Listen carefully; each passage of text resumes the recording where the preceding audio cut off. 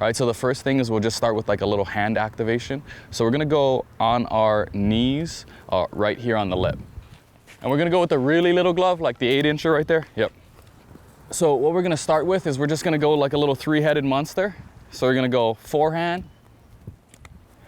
and play through that. And then we're gonna go in the middle, and then we're gonna go backhand. Just really simple.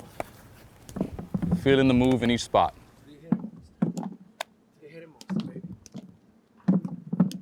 So one thing I want to see with both of you is when we work off the lip, like to work out front, like we don't want our arms to drive that extension, right? Because when my arm's locked out, it's stiff and it's unathletic. I really want to hinge at the hips, right? So my shoulders come on forward, really get that lean. And then now I can work in front of the grass line with a more relaxed arm and a more relaxed hand. Does that make sense? So really hinge at the hips here, get those shoulders tilted out front.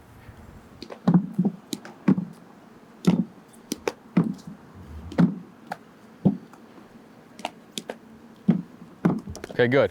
Coaches are gonna back up, and what we're gonna do is we're gonna quicken the pace, right? I want you to not stop at the catch, go to the center every time, and then a quick drop off to the side, right? So it's gonna look like this, right? Here we go. Right, so we're all landing kind of those mid-range tweeners to long short hops, the short hops, and we're switching lanes, and you're gonna go, how quick can you transition and get to the middle and dump on the side? Doesn't have to go in the bucket. All right, here we go. All right, hold up. When we cluster reps, when we do one rep after another and we shrink the space, it exposes all the extra moves, right? So one thing for you, Crizzy, is after the catch and you get to here, then you wait here, right? So you have to present over and over and over again, right? So that glove has to be out in that final hop already. Does that make sense? So you only have to make one move, not two. So you don't want to have to go flip, then catch, then back, then wait, then flip, then catch. Does that make sense? All right, same thing.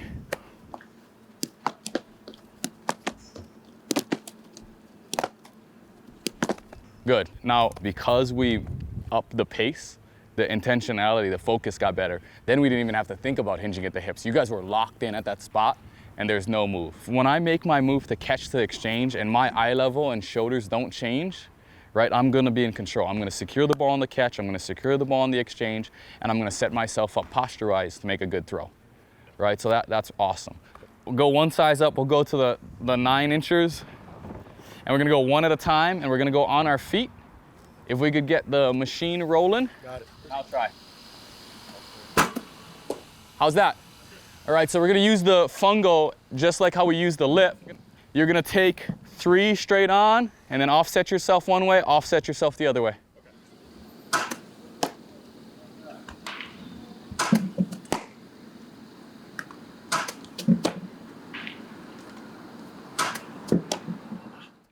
All right, so on that backhand move, like I want to see a little, great job like thumb down in terms of presentation, but in terms of the action, thumb down to thumb up, thumb down to thumb up. Try it again. Little turn. Good. Make that thing stick in the pocket. Good. Now you're overly reaching. The catch still is going to happen right here, and then make that move.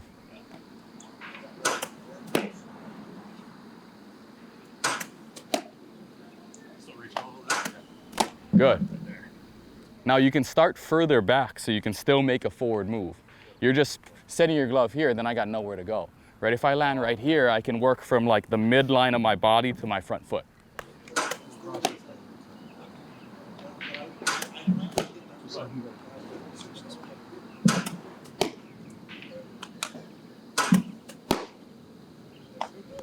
When you watch this later, you're gonna see that ball hitting all kinds of different spots in your glove. When we're in that middle lane and we're in that four-handed lane, I want that ball to hit here in that kill spot every single time, and you're catching it there, so have that attention to detail. Okay. One spot. You're up, Crizzy.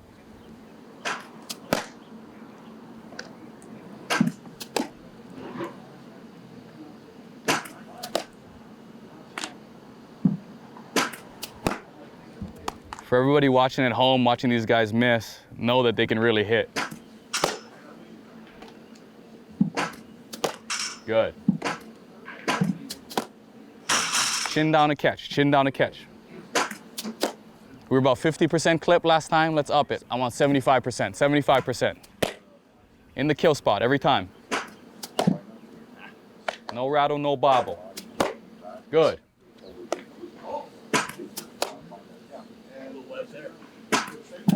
Good. Good. Good.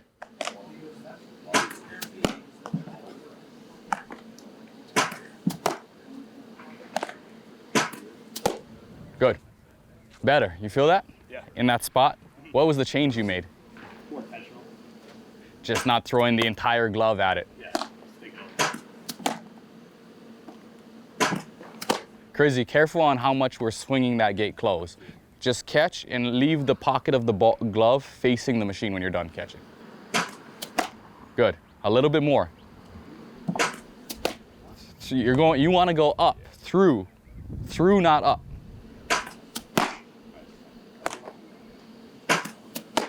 Good. You really got that backhand move down now.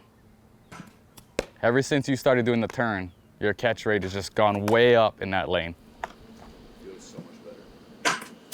Ooh. When we do backhands, you're there and you just make one move, and one move, and one move. And when we do forehands, you're still up and then down, up and then down. Does that make sense? Yes. So give me 1 when you get your glove out, and 2 when the ball hits your glove.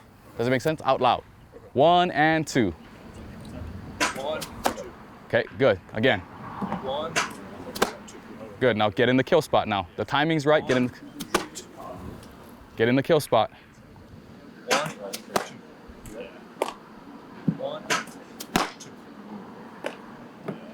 1, 2. Good. Okay, now we're gonna make a little bit of a move. Toe up, boom. Just make a little bit of a move, a baby move, right? So you're gonna go 1 in the middle, 1 to the forehand side, 1 to the backhand side. Like actually like moving. Yeah.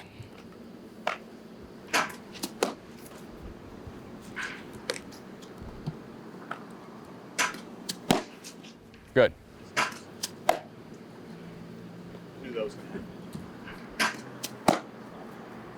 Just touch the balls together, a little late.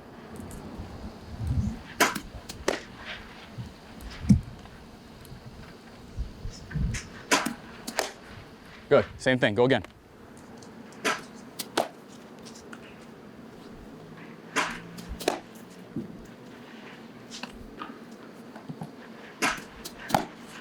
So we got that toe up, right? Just so we can learn to control that descent. We got some adjustability there and it helps us transition. When I'm flat-footed, right? And I go from here to go to throw, naturally I climb like I'm in a telephone booth, right? But by putting that toe up, when I send the toe down at catch, naturally I make a forward move, right? It's like if I'm standing stationary and I add a leg kick, naturally I'm gonna go that way. It's the same feeling. I notice myself standing up. Yeah. I go to throw. Well, both of you throw right-handed and hit left-handed, Yeah. right? So you're used to making your forward move in the opposite direction. Yeah. So it's important for us to feel ourselves make that forward move from right to left. Mm-hmm. Boy, Chrissy. In activities like these, when we're doing this with the little glove, the catch rate is gonna be lower, right? We are training closer, faster, and smaller. So you can't get discouraged by that. Is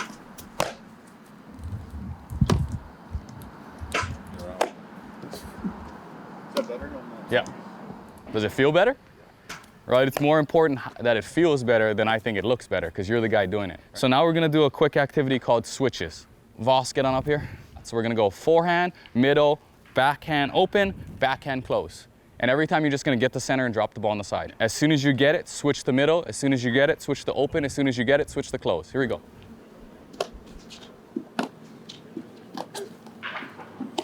Good, right? Does that make sense?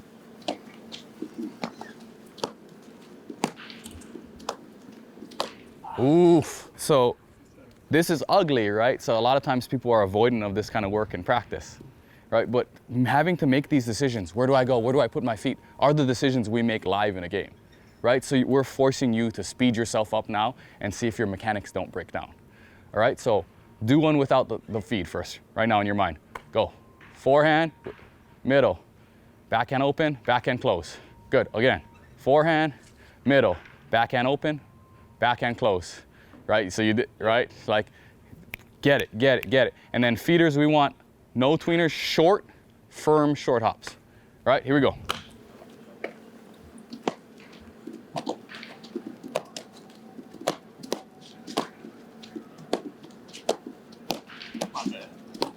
Did it again. 2 times, take a break. Yeah, take a break. Crizzy, you gotta get rid of the ball.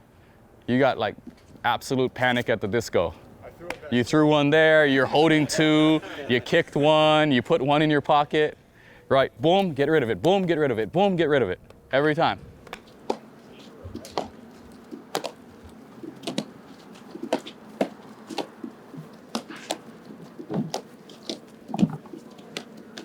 Okay, so one thing is I want a little bit more control. It's just like a game, you're gonna control your tempo, right? The ball has its tempo, but you have to control yours, right? So when I flow through this, can I go fast, but can I go in control? You got me, Davy, here we go.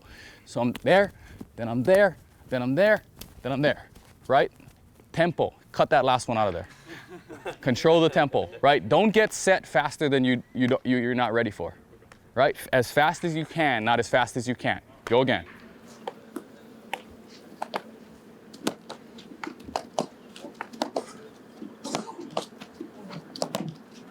Last thing we're gonna do just to apply is we're gonna do some coach drop ball toss, right? So you guys are gonna go out to third, full size gloves, and Cabby's gonna hit them, Davy's gonna flip them.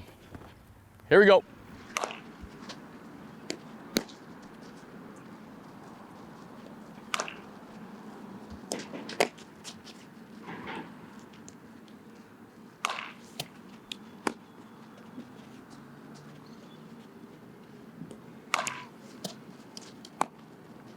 Most times the timing at third base allows for 4 steps. So let's give 2 hard power shuffles towards first base post field, right? Good.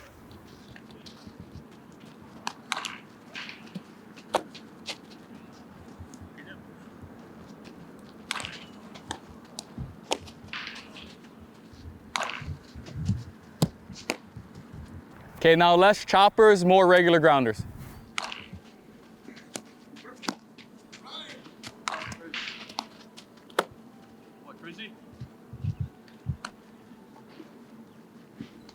I love how you're letting that one hand dominate the catch, right? It doesn't have to be pretty, the guy just has to be out. No.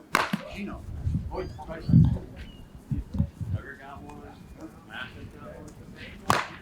Oh, yeah, there we go. There it is. There we are. 27 times the charm. Yeah. Doing that candy hop. Ooh.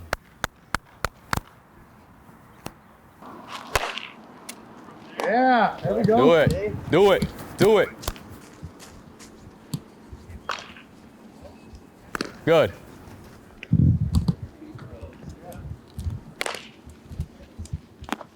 Good, boss.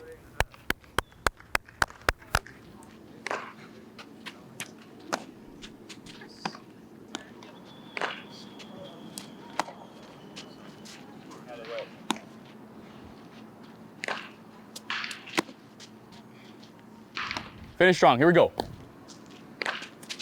Yes. That's a wrap for today. So, what's the most important feel takeaway for you today? I like being intentional about that spot. I think that could really help me a lot. I think that's excellent, right? We've seen that with you in the past on that routine ground ball. You take it for granted. You just send your whole glove in its entirety towards the ball, and then it ends up not where you thought, right? And then suddenly we get a green rudder, and we need to know where that ball is, and you don't. Right, so if we there every single time, it has so many positive residual effects, right? It affects the transfer, it affects the throw, all of the above. What about you? The glove move forward rather than up. Yeah, I mean, that's just kind of, it's twofold for you, right? Sometimes you get flat and then you can only move up, right? So can we present the right way and then play through that way, right? That's the style that we found works for you, right? And so it's about fitting your needs. And for me, I think when you went to that one-handed, right, your first rep of drop ball was two-handed, and you almost biffed it. And you immediately ran over and grabbed that ball to remind yourself, hey, let's play through balls. That's what we're working on. So I think now we're looking for like that bridge to gameplay when you're not having that ball. Right. Is it gonna stick? Can we get it to the point, that unconscious awareness that when I don't have the ball, I still am letting the one hand dominate the catch? Good work. Awesome. Good work. Thanks, Scott. That's a wrap.